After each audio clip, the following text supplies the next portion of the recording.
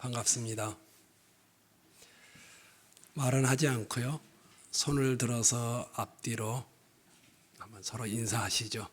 자, 잘 오셨습니다. 이렇게요. 온라인을 송출해서 보고 있을 우리 지체들도 있죠.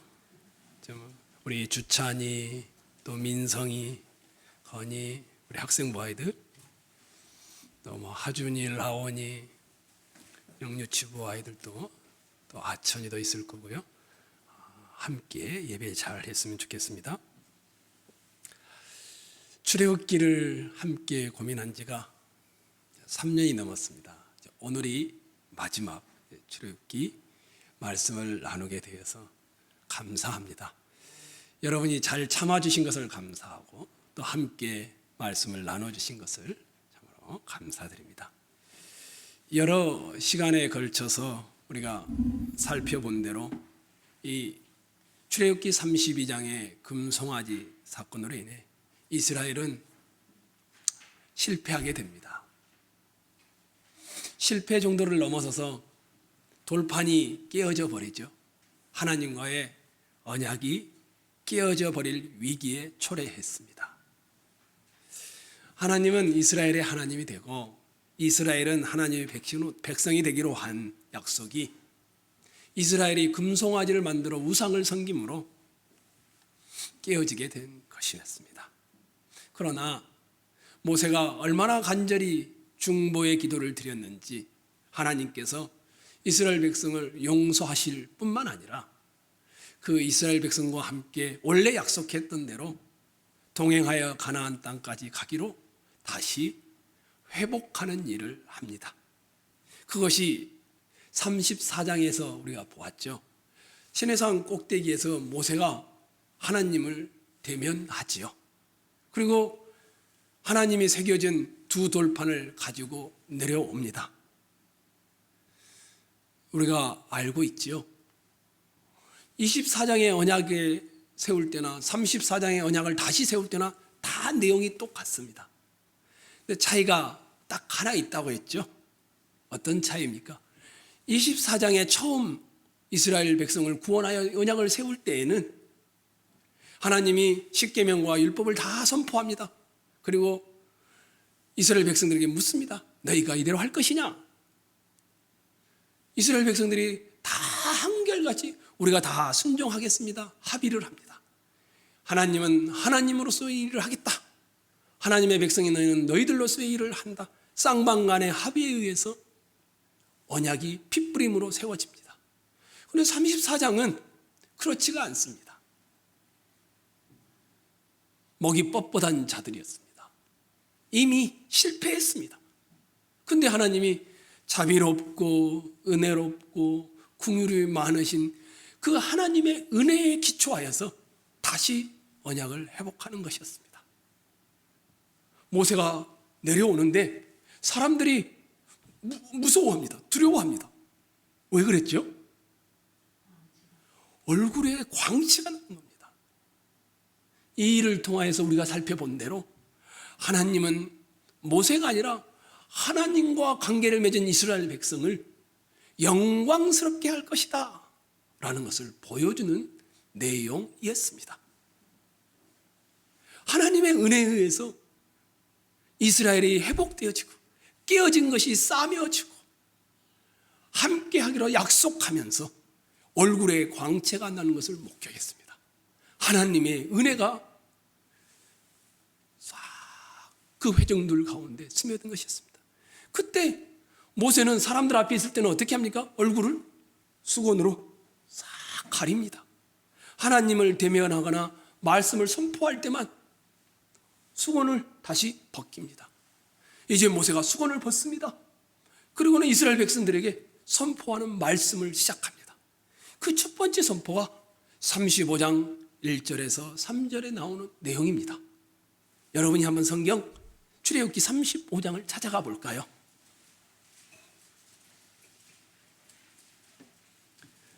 집에서 드리고 있는 우리 어린이들도 엄마 아빠랑 함께 한번 읽었으면 좋겠습니다. 출애굽기 35장 1절로 3절 함께 읽겠습니다. 시작. 모세가 이스라엘 자손의 온 회중을 모으고 그들에게 이르되 여호와께서 너희에게 명령하사 행하게 하신 말씀이 이러하니라. 엿새 동안은 일하고 일곱째 날은 너희를 위한 거룩한 날이니 여호와께 엄숙한 안식일이라. 누구든지 이 날에 일하는 자는 죽일지니 안식일에는 너희의 모든 초소에서 불도 피우지 말지니라. 시내산에서 두 돌판을 가지고 내려와서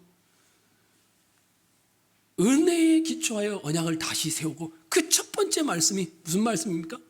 안식일에 대한 것입니다. 안식일. 근데 안식일에 대한 것인데 금송아지로 실패한 이스라엘 백성들이 아니었습니까? 하나님께서 그들을 용서하시고 하나님이 이스라엘과 관계를 깨지 아니하시고 함께 가겠다고 은혜를 베풀지 않았습니까? 그러고 나서 안식일에 대한 명령이 주는데 이렇게 말합니다.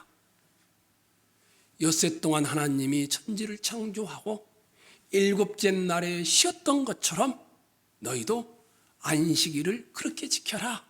엄숙하고 거룩한 날이니라. 이렇게 말합니다. 하나님이 창조할 때 어떻게 창조했습니까? 무에서 유를 창조하였습니다. 무에서 없는 것에서 있는 것을 창조하는 것을 뭐라고 하냐면 은혜라고 합니다. 언약을 새롭게 하고 지금 자기 백성들에게 목이 뻣뻣한 그들에게 회복하면서 첫 번째 주는 것이 뭐냐면 안식일입니다. 이 안식일은 뭔가 하면 없는 것에서 있게 하신 것을 감사하며 지키는 절기로 나오고 있습니다. 그러니까 안식일을 지킨다는 것은 내가 하나님의 은혜를 자격이 없는데 받았습니다라는 반응으로 안식일을 지키는 것입니다.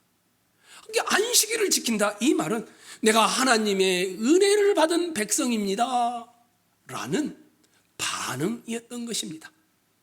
하나님의 은혜로 이루어지는 언약갱신과 광야 생활 중에 무에서 유를 창조하신 그 하나님이 은혜로 없는 것에서 있는 것을 만드신 그 은혜의 하나님임을 기억하고 안식일을 지키는 것입니다.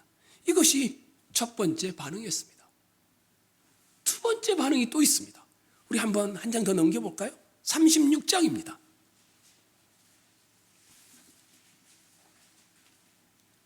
모세가 특별한 재주를 가지고 있는 사람들을 성막을 짓도록 하고 이스라엘 백성들에게 전체 다 얼굴에 수건을 벗고 선포합니다.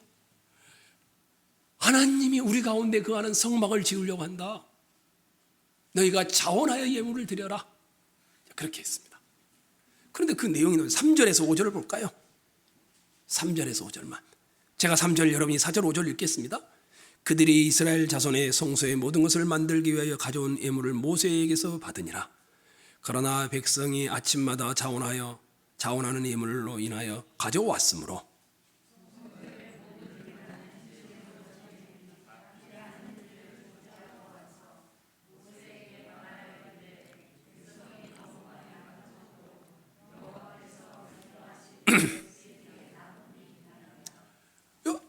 하나님께 자원하여 예물을 드리라고 했는데 너무 많은 겁니다.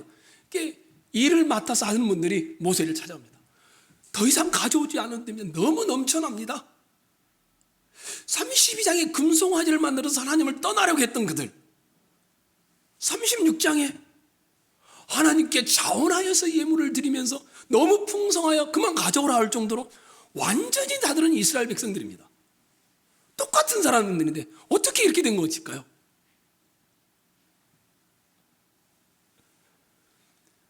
하나님의 백성인 이스라엘이 자원하여 기꺼이 동참하는 이 현상의 이유는 34장의 하나님의 은혜에 대한 반응이었습니다. 그들은 언약을 깨뜨렸습니다. 근데 하나님이 용서하시고 받아주시고 똑같은 약속을 주셔서 함께 하시겠다고 한 겁니다. 하나님의 은혜에 대한 반응으로 이들은 봉헌하되 자원하여 하나님께 나와 드렸던 것이었습니다. 하나님의 무한하신 자비와 용서라는 이 사실에 근거하여 예물을 주님께 드린 것이었습니다. 두 번째 반응이었습니다. 또 반응이 있었습니다. 세 번째 반응입니다. 39장을 한번 찾아가 볼까요?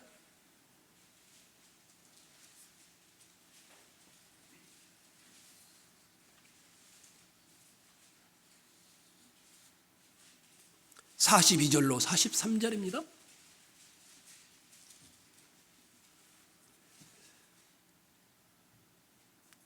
읽겠습니다. 시작.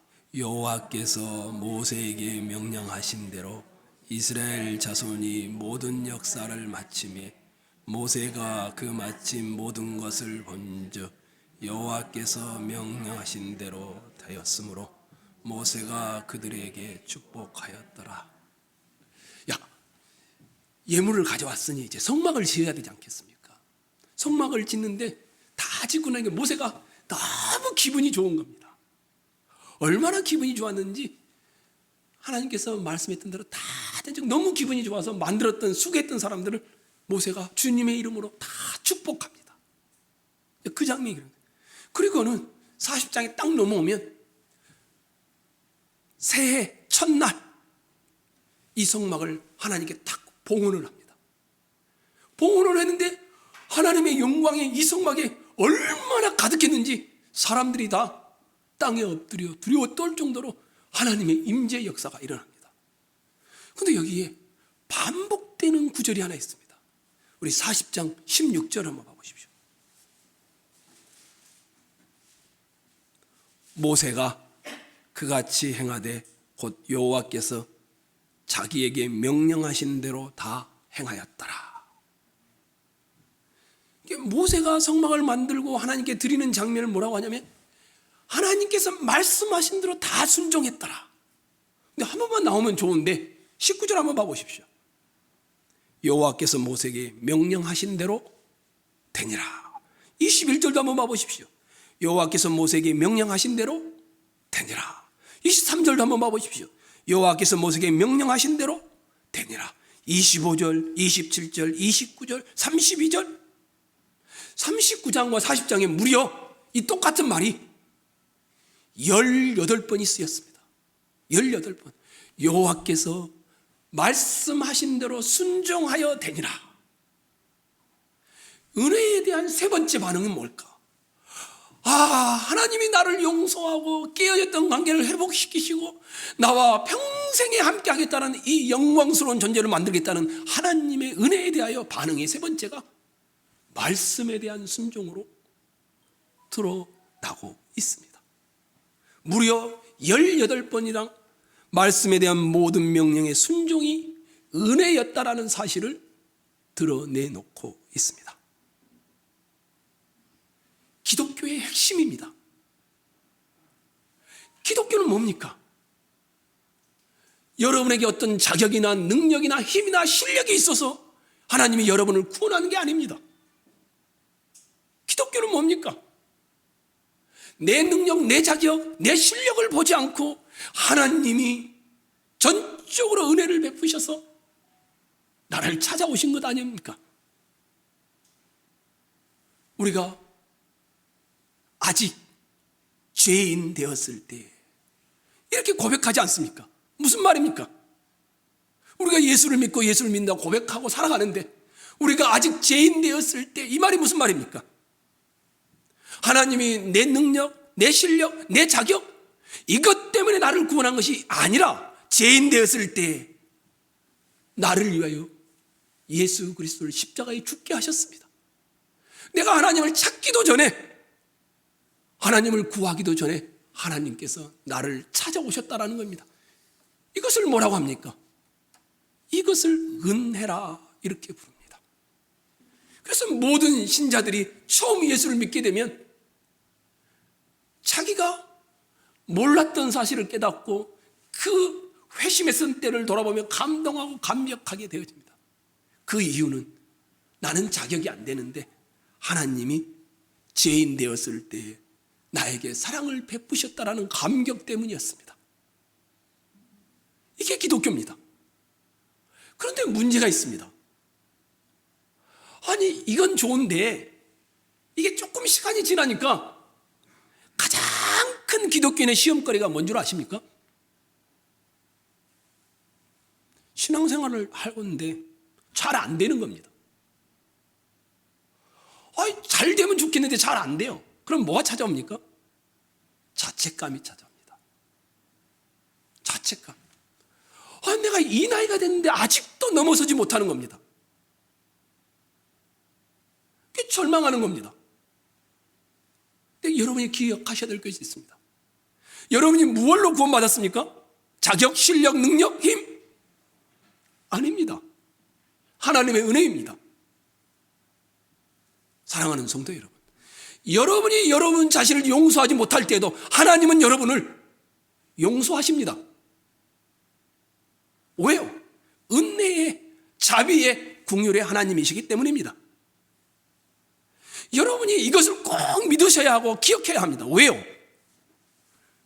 기독교의 핵심이기 때문이기도 하지만 자기가 자기를 용서하지 못하는 사람은요, 다른 사람을 용서하지 않습니다. 남의 잘못을 물고 늘어지는 이유는 그것으로 자기를 확인해 가기 때문입니다. 나는 최소한 너 같지는 않다라는 겁니다. 나는 그래도 이것을 얻을 만한 자격과 실력을 갖췄다라고 자기도 모르게 그렇게 생각합니다. 그래서 자기가 자기보다 못난 자를 보면 용서가 안 되는 겁니다. 신앙이 원인과 결과라는 법칙으로 생각하기 시작하면 늘 이렇게 옵니다. 자책감이 많이 드는 겁니다. 공부를 잘하는 사람, 우리 학생들, 이런 사람은요, 공부를 못하는 사람을 이해를 못합니다. 공부를 잘하고 머리도 좋고 열심도 있는 사람이 있죠. 노력의 문제가 아닙니다. 책상에 12시간 앉아있어도 안 되는 사람이 있습니다. 공부를 잘하는 사람은 공부가 재미가 있습니다. 공부를 못하는 사람의 경우에는요, 재미없습니다. 누구든지 공부를 잘하고 싶지 못하고 싶은 사람이 어디 있겠습니까? 근데 안 되는 것을 어떻게 합니까? 한 대 맞고 말지요. 성실하다는 문제도 마찬가지입니다. 성실한 사람은요, 성실하지 못하고 게으른 사람을 이해하지 못하고 용납하지 않습니다. 근데 게으른 사람이 보면 성실한 사람이 잘 이해가 되지 않습니다. 성실한 사람은 늘 이렇게 말합니다. 어떻게 인생을 저렇게 살지? 저렇게 살아가지고 어떻게 밥 먹고 살지? 이게 말은 하지 않는데 마음으로 단죄를 합니다. 그러니까 마음에 넉넉함이 없는 겁니다. 태초에 계신 분들 중에 연세 드신 분들도 있는데 젊은 사람들 보고 뭐라고 합니까? 여러분의 자녀들을 볼 때 이해를 못하죠. 라떼는 말이야. 근데 기억하셔야 될 게 있습니다. 정말 분명히 짚고 넘어가야 될 게 있습니다. 하나님은 성실한 사람이나 게으른 사람이나 하나님의 은혜가 임하는 조건이 되지 않습니다. 너는 성실하니까 내가 은혜를 줄게. 너는 게으르니까 내가 은혜를 안 줄게. 이러지 않는다라는 겁니다. 하나님이 사랑을 베푸시거나 그것을 받을 만한 조건으로 성실해야 된다 이렇게 말하지 않습니다. 반대로 게으른 사람에게 너는 게으르니까 벌을 줄게 이렇게 하지도 않습니다. 우리 모두에게 하나님은 모두에게 자비로우시고 은혜로우시고 사랑으로 찾아오셔서 우리를 아버지라 부르게 하셨습니다. 이것이 기독교입니다. 방종을 조작하거나 게으르게 하거나 무책임하게 만들고자 하는 이야기가 아닙니다. 지금 35장부터 40장까지 우리가 쭉 봐요. 세 가지 반응을 보았습니다. 첫 번째 반응이 뭡니까? 하나님의 은혜에 대해 반응하는 것이 예배하는 겁니다. 두 번째 반응이 뭡니까? 봉헌하는 겁니다. 세 번째 반응이 뭡니까? 말씀에 순종하는 겁니다. 이게 다 어디서 왔습니까? 말씀에 순종하면 복 주기, 이게 아닙니다. 내가 헌금을 많이 드리면 더 큰 축복을 주겠지, 이게 아닙니다. 내가 안식일을 지키면 하나님은 최소한 사고를 안 나게, 이게 아닙니다. 하나님의 은혜에 대한 반응으로 나오는 겁니다. 안식일, 자원하여 드림, 모든 명령에 대한 순종은 반응이었습니다.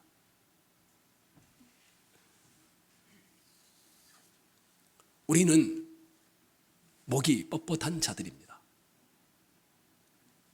구원받았는데도 금송아지를 만들었던 이스라엘, 목이 뻣뻣했습니다.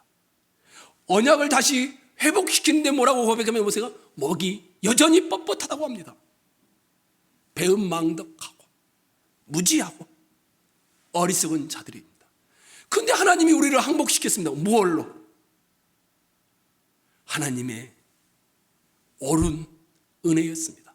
나의 옳고 그름, 나의 능력이 아니었습니다. 하나님의 자비와 하나님의 은혜와 하나님의 긍휼로 우리를 용서하시고 항복하게 하시고, 그 항복이 때로는 예배로, 때로는 봉헌으로, 때로는 말씀에 대한 순종으로 드러나게 하신 것입니다. 기독교는 다 처음부터 끝까지가 은혜일 뿐입니다.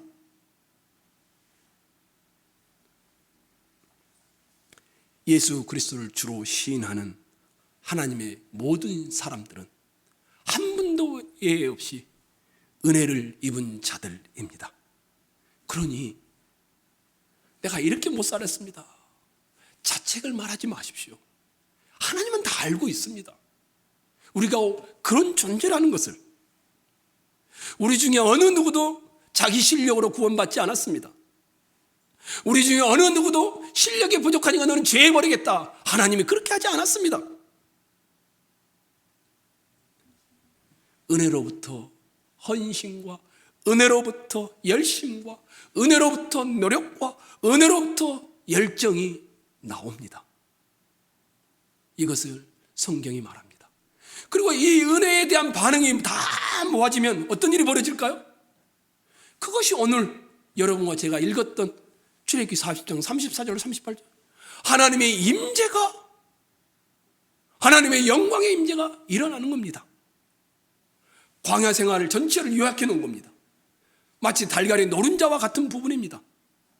하나님의 은혜에 대한 반응입니다. 안식일, 자원하여 드림, 모든 말씀에 대한 순종의 헌신은 구름이 해막에 덮이고 여호와의 영광의 성망에 충만히 임하는 하나님의 임재를 가져오게 합니다.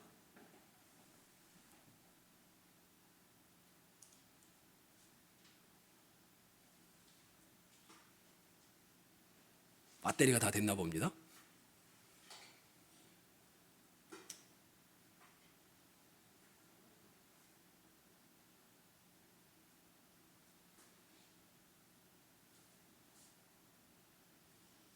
됩니까?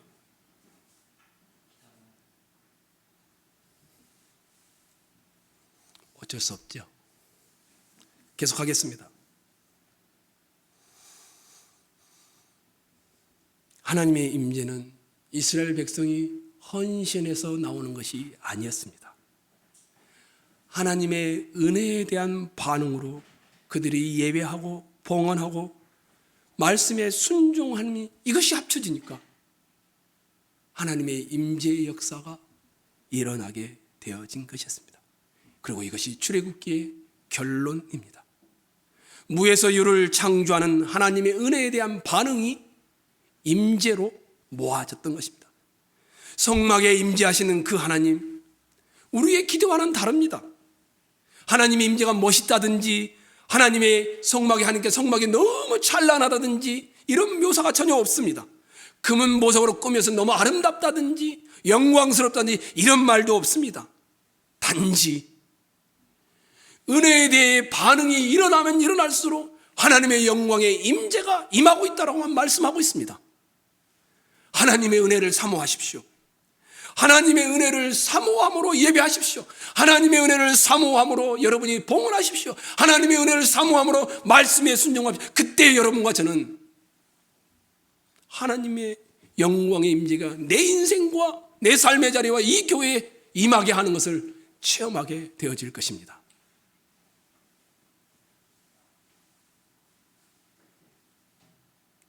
그냥 하지 않으셔도 됩니다. 어쩔 수 없는 거니까요.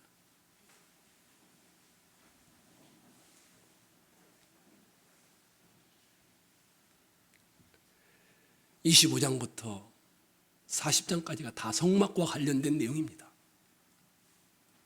나는 너의 하나님이 되고 너희는 내 백성이 되리라는 이 말씀의 실현입니다. 우리가 하나님의 자녀가 된 것은 이해관계 때문이 아닙니다. 실력 때문이 아닙니다. 감정 때문도 아닙니다. 하나님이 전적으로 우리를 자녀 삼으시고 복을 주시겠다는 것이 이 출애굽기의 전체 내용입니다. 하나님의 은혜를 사모하고 은혜에 대해 반응하니 하나님의 임재 체험이 일어나는 것이었습니다. 근데 이것은 이스라엘인데 여러분과 저는요 훨씬 더 영광스러웁니다. 아까 오이상 목사님이 묵도할 때 우리가 보았죠. 말씀이 육신이 되어 우리 가운데 거하심에, 말씀이 육신이 되어 우리 가운데 거하면 누구를 말합니까? 예수님입니다. 이 거하다라는 말은 장막을 치다라는 말입니다. 요한복음서 요한은 이 출애굽기 35장과 40장을 기억하고는 그대로 예수님을 묘사해 놓은 겁니다. 그 다음을 보면 이렇게 되어 있습니다. 우리가 그의 영광을 보니 아버지의 독생자의 영광이요 은혜와 진리가 충만하더라. 우리 예수님이 하나님의 영광을 보여주는 존재랍니다. 우리 예수님이 은혜가 얼마나 가득했는지 그 예수님이 육신이 되어 인간 가운데 있으니까 어마어마하더라는 겁니다. 그러니까 예수님의 생애, 예수님의 말씀, 예수님의 삶은 그냥 본인도 모르게 하나님을 다 보여주는 삶이었습니다. 그리고 이것은 여러분과 저의 표준이 되어집니다.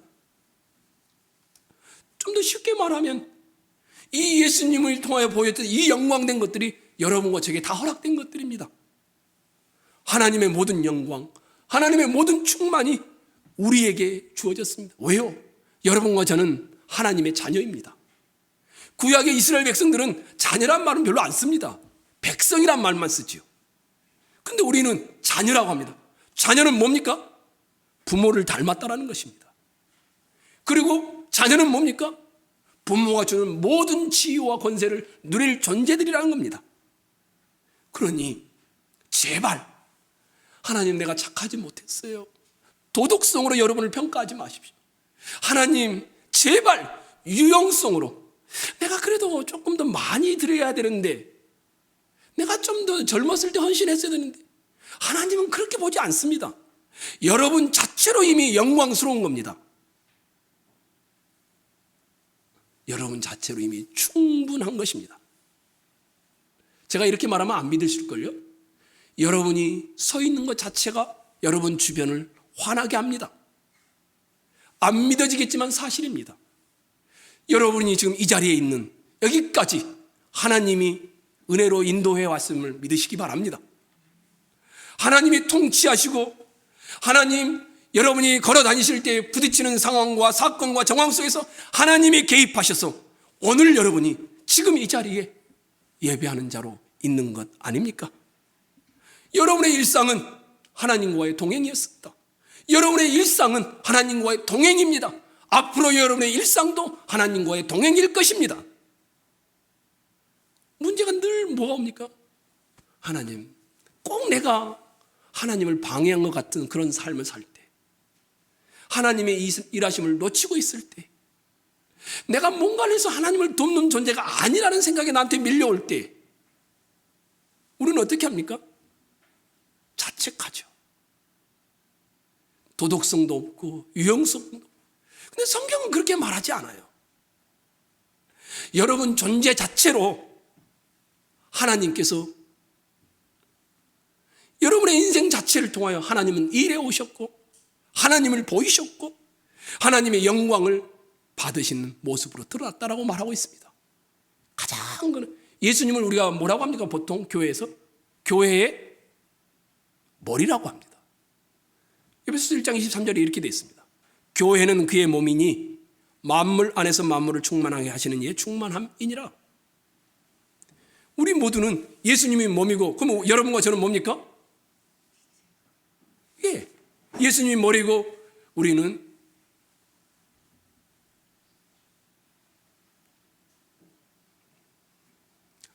계속 방해가 돼서 우리는 몸입니다.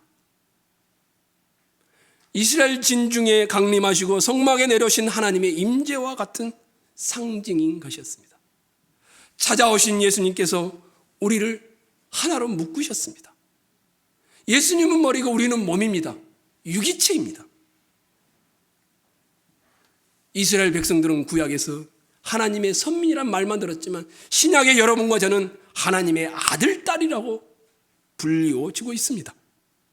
그 정도가 아니죠. 예수님이 우리 안에 계시는 정도가 아닙니다. 하나님께 우리의 정신의 도덕성에 조금 도움을 주는 정도가 아닙니다. 여러분과 예수님은 뗄래야 뗄 수가 없습니다. 머리가 따로 있으면 살아있는 겁니까? 몸이 따로 있으면 살아있는 겁니까? 둘은 뗄래야 뗄 수가 없습니다. 둘이 따로 떨어지면 둘 다 죽습니다. 그러니 여러분 자체가, 여러분의 인생 자체가 예수님을 보여주는 것이었습니다. 여러분의 인생 자체가 하나님의 영광을 드러내는 것이었습니다.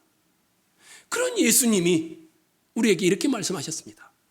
누구든지 나를 따라오려거든 자기를 부인하고 자기 십자가를 지고 나를 따를 것이니라.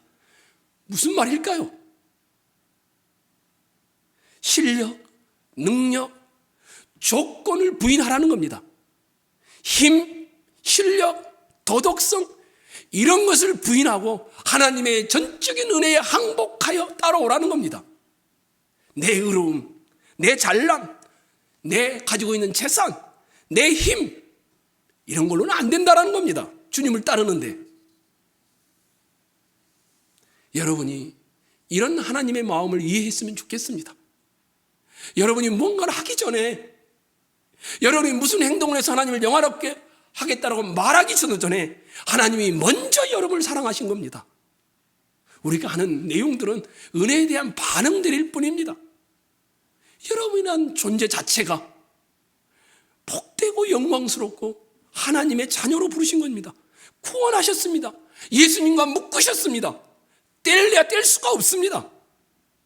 여러분의 삶이 어떠하든지 하나님의 나라는 하나님이 여러분이란 존재를 통하여서, 여러분의 인생을 통하여서 하나님은 이미 가치 있게 사용하고 계시고 사용해 가실 겁니다. 성도 여러분, 너무 착하게 보이려고 하지 마십시오. 너무 능력 있게 보이려고 하지 마십시오. 너무 잘난 모습으로 서려고 하지 마십시오. 은혜를 바라고 사모하는 자로 서 계십시오. 출애굽기의 결론의 내용입니다. 출애굽기는 애굽에서 어떻게 구원했는가 이것이 아닙니다. 출애굽기는 출애굽한 이스라엘 백성들이 누구이며 어떤 존재인지를 보여주는 내용입니다. 이스라엘은 누구입니까? 이스라엘 그 이유는 어떻습니까? 다 목이 뻣뻣한 자들입니다. 근데 하나님의 은혜가 그들을 영광의 임재 속에 있게 만드는 영광스러운 존재라고 결론을 맺고 있습니다. 이것이 여러분과 저에게도 동일합니다. 그러니 우리가 아까 복용자매와 함께 성경을 낭송하지 않았습니까? 두려워 말라, 내가 너와 함께함이라. 놀라지 말라, 나는 내 하나님이 됨이니라. 내가 너를 굳세게 하리라. 참으로 너를 도와주리라. 나의 오른손으로 너를 붙들리라. 이 정도가 아닙니다. 이스라엘아, 너를 지으신 이가 말씀하시니라. 너는 두려워하지 말라. 내가 너를 구속하였고 내가 너를 지명하여 불렀나니 너는 내 것이라. 물 가운데로 강을 건널 때, 불 가운데 건널 때 다 하나님이 함께 하시겠다고 합니다. 그러면서 다시 말합니다. 너는 내 눈에 보배롭고 존귀하며 내가 너를 사랑하였은즉 내가 너 대신 사람들을 내어 주며 백성들이 내 생명을 대신하리니 두려워하지 말라. 내가 너와 함께하여 감이라. 이사야 43장의 내용입니다. 성도 여러분, 주님의 눈에 여러분은 뭘 해서가 아니라 가장 보배로웁니다. 주님의 눈에 여러분은 가장 존귀합니다. 주님의 눈에 여러분은 독생자를 주고 여러분을 사랑할 만큼 기꺼이 사랑한 존재들입니다. 세상이 평가하는 가치로 여러분을 바라보지 마십시오. 이미 가장 아름다운 존재들입니다. 하나님의 은혜를 사모하며 한 소년이 수만 명이 모여있는 그곳에 떡과 물고기 몇 마리를 가져와서 오병이의 기적을 일으켰던 것처럼 작은 일을 통해서 하나님의 영광이 드러나게 될 줄로 믿으시며 오늘 주어진 삶의 걸음들을 걸어가시기를 주의 이름으로 부탁드리겠습니다.